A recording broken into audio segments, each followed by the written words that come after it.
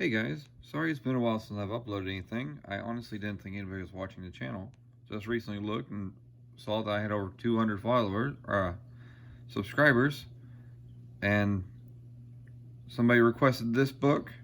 So today I'm going to read The A to Z Mysteries, The Yellow Yacht by Ron Roy.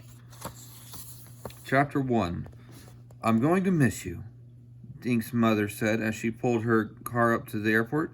Give Sammy a hug for me, will you? Dink's parents had named him Donald David Duncan, but now almost everyone called him Dink. Dink, Josh, and Ruth Rose were on their way to visit their friend Samir bin Oz for his birthday.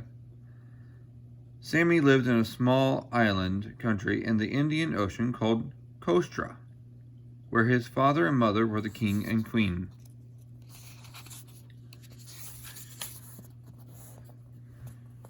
The kids hugged and said goodbye to Dink's mother.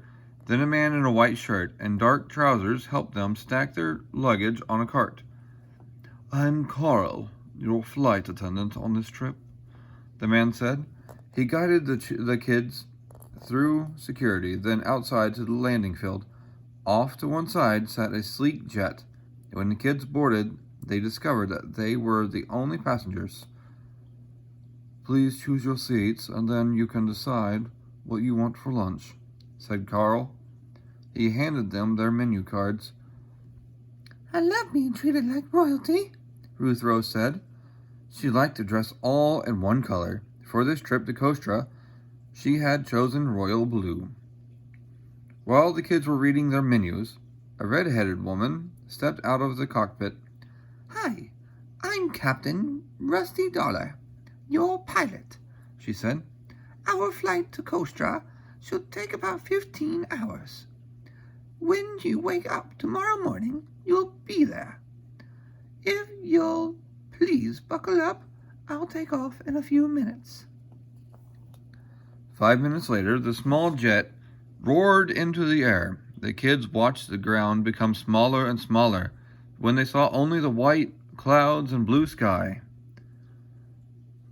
When the plane had leveled off, Carl appeared at their seats. What would you like for lunch? He asked. The kids all chose chocolate milk, cheeseburgers, and apple pie for dessert.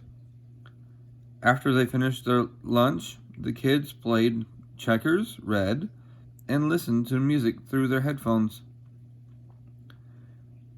When it grew dark outside the small windows, Carl gave them each a blanket and pillow. He dimmed the cabin lights and turned on soft music.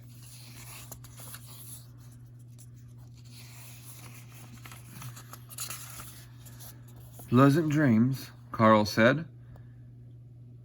Then he disappeared to the rear of the plane. Dink woke up when he felt a slight bump. He sat up and looked out the window. He saw palm trees and blue skies. We're here! That's not right. We're here. No. We're here, he said to Josh and Ruth Rose. A few minutes later, the door opened and Sammy stepped inside the plane. He was wearing a ruby red tunic and black pointed shoes. Sammy! All three kids cried. They all high-fived each other. Okay, you're free to the plane, the Captain Dollar said from the cockpit. The kids thanked her and Carl, then walked off the plane to a small landing field.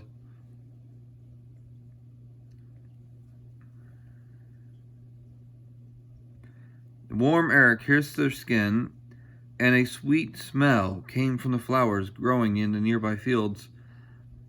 Now where do we go? Dink asked Sammy. How do we get to your castle? Sammy grinned and pointed at the sky. Just then the kids heard a whirling noise. A silver helicopter appeared above them. The rotating blades created a swift wind, blowing the kids' hair every which way. We're going in a helicopter? This is the coolest thing that's ever happened to me, said Josh. The chopper landed. Then the pilot helped the kids climb aboard and buckle up. As the chopper rose, it was too noisy to talk. Instead, the kids just watched the scenery down below. Dink saw a deep blue ocean, boats of every size, shape, and color.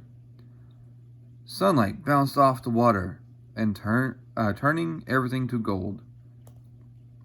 5 minutes later, the chopper started downward. Sammy poked Dink on the arm. "There's our house," he shouted. "There's our house," he shouted. Dink, Josh, and Ruth Rose looked down at the small castle. The chopper hovered for a few seconds, then landed on the castle roof. The pilot helped the kids climb out. He handed out their packs, waved, and took the chopper back up. Dink squinted to keep the dust in his hair out of his eyes. When he could see again, there was a tall man and bright blue eyes walking toward him. He wore a brilliant green robe and yellow sash around his waist. The man gave a slight bow to Dink, Josh, and Ruth Rose. "I am King Farhad," he said in a deep voice.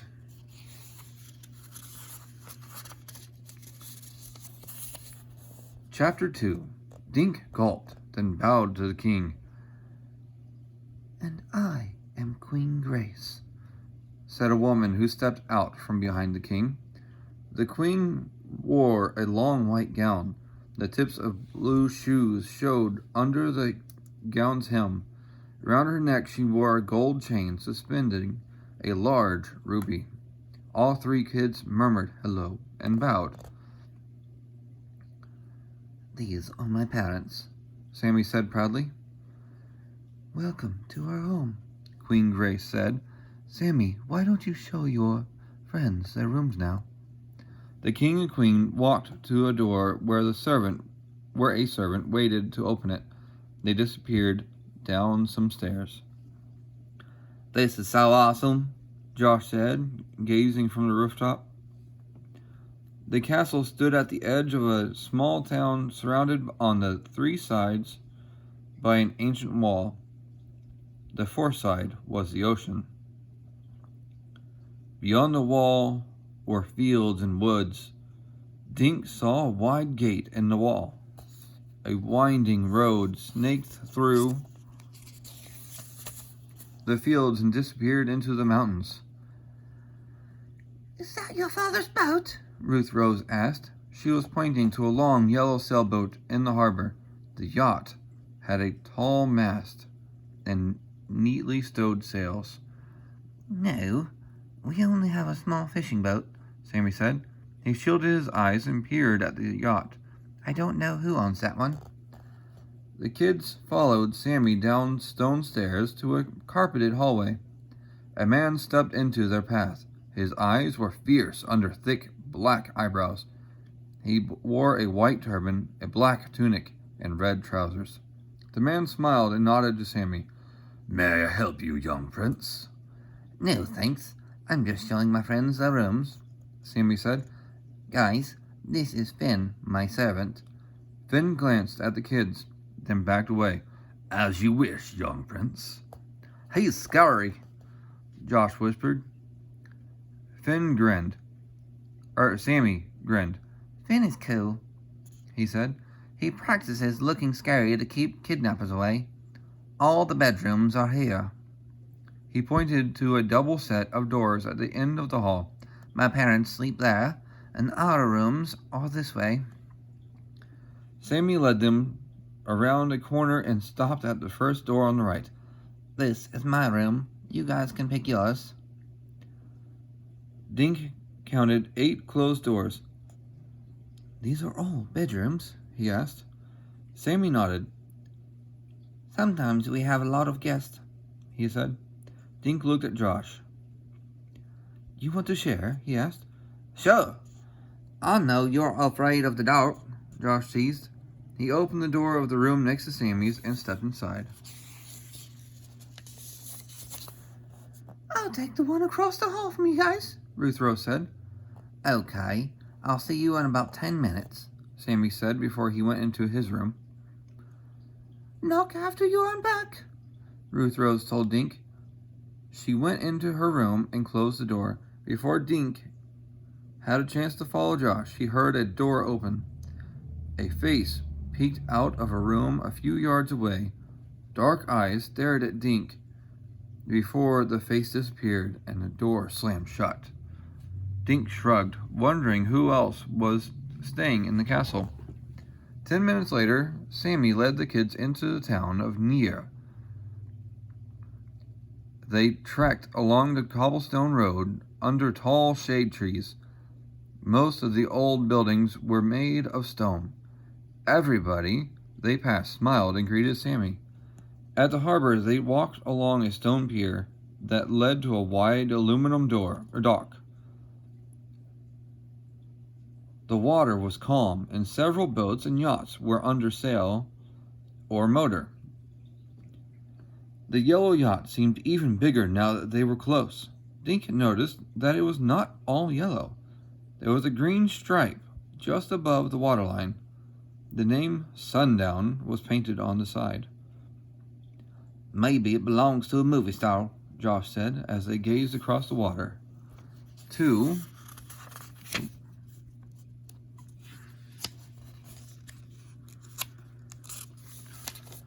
men in scuba diving gear appeared on the Sundown's deck. They splashed over the side and disappeared. "What are they doing?" Josh asked. Sammy shrugged.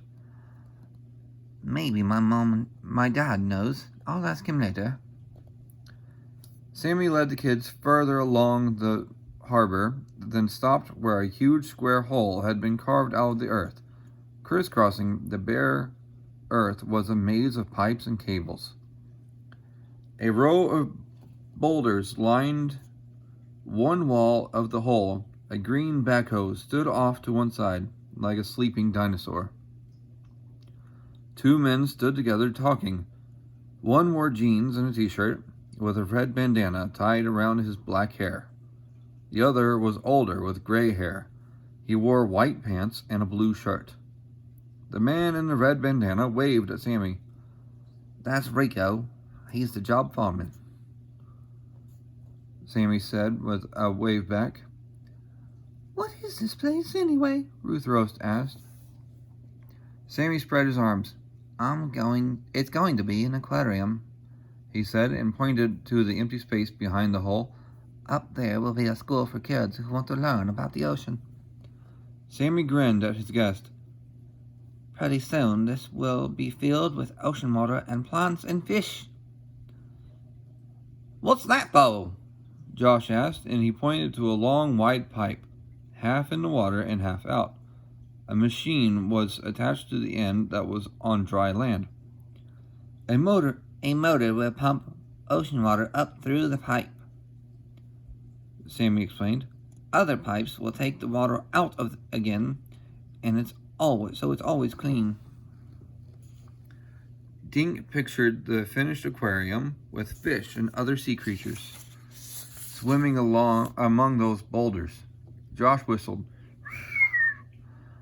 And your dad is paying for all this," he said. Sammy pointed to a stone building next door. A small brass sign said "Near Bank." "My grandfather left my father a lot of gold bars," Sammy said quietly.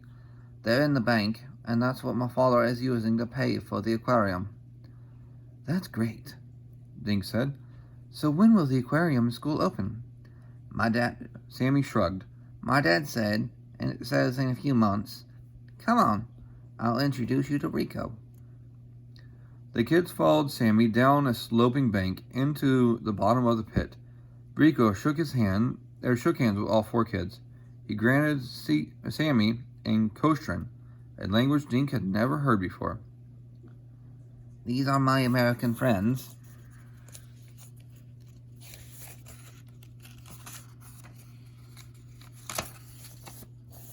Dink, Josh, and Ruth Rose," Sammy said.